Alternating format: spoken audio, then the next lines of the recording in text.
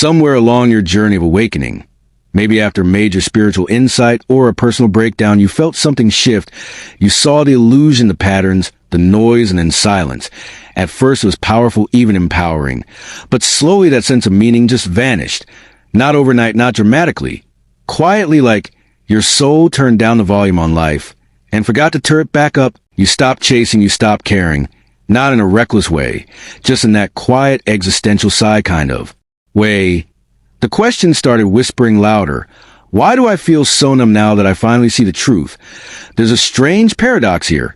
We expect spiritual awakening to ignite our passion, but for so many, especially the deeply introspective types, the empaths, the seekers, it does the opposite. It empties us. I remember talking to a friend, super bright, spiritually attuned, obsessed with all the right books, Eckhart Tolle, Alan Watts Krishnamurti. Then she had a massive awakening. After a dark night of the soul, she got it.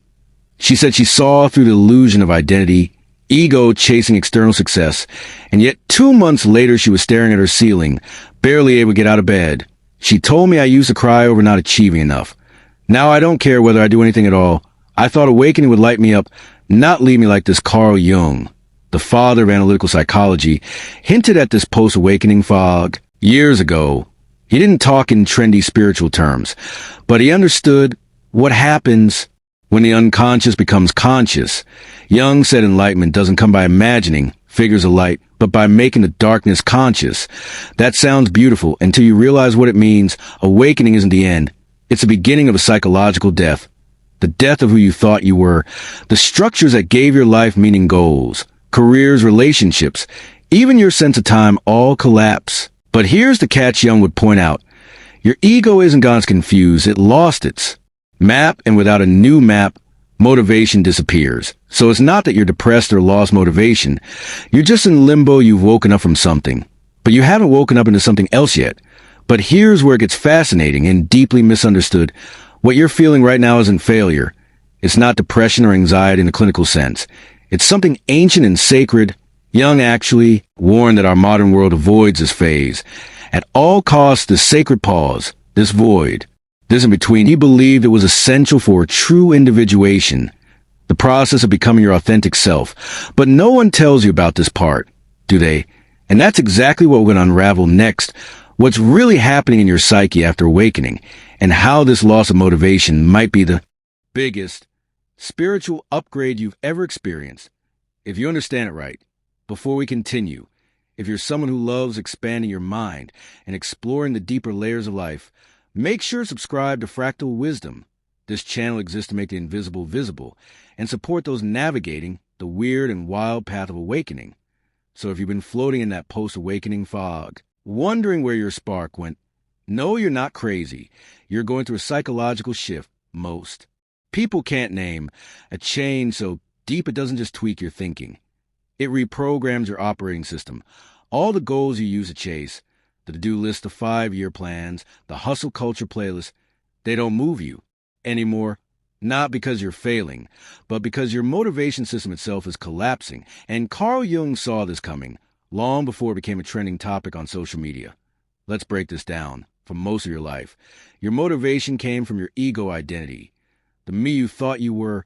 You wanted to prove yourself, be seen, be successful, be loved. That's not a bad thing. It's just how human development works. Jung called this a persona, the mask we wear to function in society.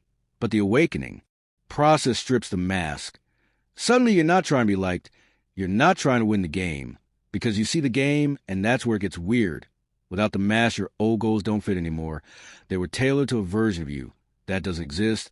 So now you're like a character in a play who stepped off stage and can't figure out what their lines are anymore.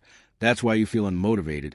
You didn't lose drive. You outgrew the fuel that powered it. Carl Jung believed that we're not here to serve the ego. We're here to integrate it, to align it with something bigger.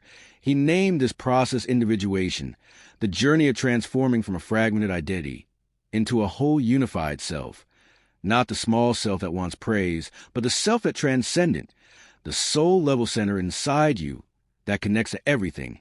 And this self doesn't care about status or approval or even clarity. It's here to express truth. So once the awakening happens, your psyche starts recalibrating. It begins rejecting anything fake, forced, or ego-based that includes jobs, relationships, ambitions, and even your carefully crafted dream board from 2021. That's why people often describe awakening as both freeing and disorienting. But Jung warned if we stop here, we get stuck. Some people awaken and fall in the trap of spiritual bypassing, convincing themselves that nothing matters, that it's all just illusion. So they disconnect, float, and numb out. They confuse detachment with disengagement. But the self wants something different. It wants to live through you. It wants to bring heaven into this human body. It doesn't reject the world. It redefines your role in it. In order to step into that, you've got to go through a weird middle phase. Jung described perfectly, and few people recognize while they're in it. There's a phase after awakening that almost no one talk about. It's not glamorous, and it doesn't get thousands of likes. It doesn't look like meditating in Bali or writing profound Instagram quotes. It looks like this sitting in silence, unable to explain yourself, while the world keeps rushing by. Carl Jung would say you're not lost, you're in between. You've disidentified from the ego, but haven't yet found a new way to live from the self. This space is not a failure, it's a rite of passage. But in our hyperproductive world, stillness gets misdiagnosed as laziness. Pause gets mistaken for paralysis. So you judge yourself, and that judgment blocks the very energy your soul is trying to call back. Jung had a term for the psychological pause. He called it anademiria, the process where things flip into their opposite. When you awaken, your inner pendulum swings from ego-driven striving to soul-level stillness. You go from I must do everything to why do anything, and this swing is sacred. It's how balance is restored in myth and ancient teachings. This is a hermit phase of death before rebirth. It's the moment the caterpillar turns to soup. Inside the cocoon, not a butterfly yet. Not a bug anymore, just goo, and yeah, goo doesn't get stuff done, it doesn't hustle, dissolves. This is where the ego panics. It wants action, identity, and direction, but the self is whispering, let go, I'm building something deeper. Here's where most modern spirituality kind of skips the hard stuff. It teaches just follow your joy or high vibes only. And while intention and energy matter, Carl Jung would tell you, if you try to skip the darkness, you skip the gold, you believed shadow integration. Facing the repressed, uncomfortable parts of you is essential for becoming whole, not optional, not extra credit. It's the core curriculum of being a human soul. The sacred nothingness you feel is where the unconscious finally has space to rise.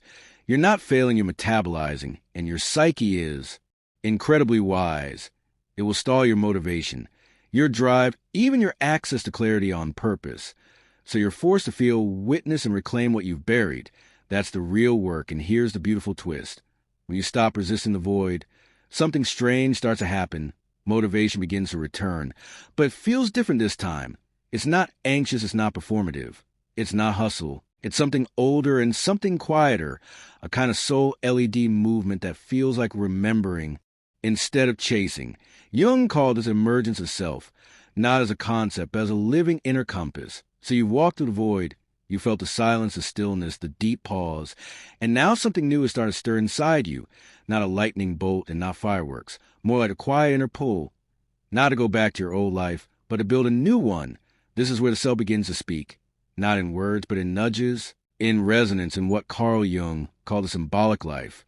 He believed that once the ego has surrendered and the unconscious is integrated, we become capable of living from a place deeper than personality. That's when life stops being about survival and becomes about meaning. And here's an unexpected fact. It's often beautifully ordinary. When the self leads, you don't hustle. You respond, you're not motivated by fear of missing out. You're guided by what feels aligned. You no longer chase clarity. You recognize it when it arrives. Living from the self doesn't mean you'll always feel motivated. In the traditional sense, you might still feel waves of fatigue, confusion, even grief. That's being human.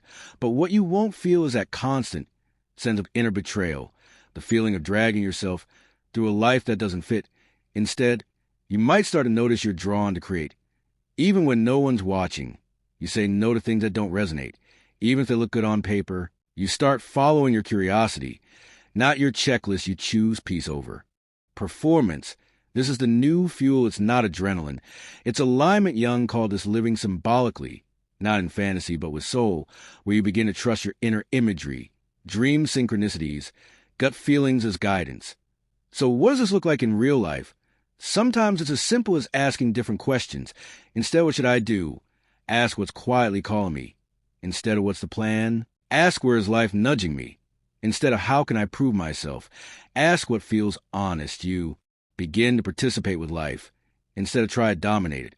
And this doesn't mean giving up ambition. It means transforming it. Ambition becomes devotion to truth, to presence and growth, and the irony is that kind of energy gets things done way more effectively than ego ever could. But now it's sustainable, now it's soul-powered. This is a self-motivation, not to impress but to express, and it often leads you to create, serve, heal, teach, and build, not because you should, but because you're whole. Being says yes. So if you've been feeling like your spark is gone, after awakening, it's the old fire that burned down, so that you can find a deeper flame, one that doesn't flicker when external winds blow. Carl Jung didn't promise an easy path, and if you're here listening to this, you're already walking that path. It's not about getting back your old motivation.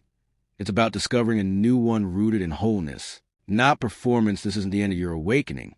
It's the beginning of your becoming.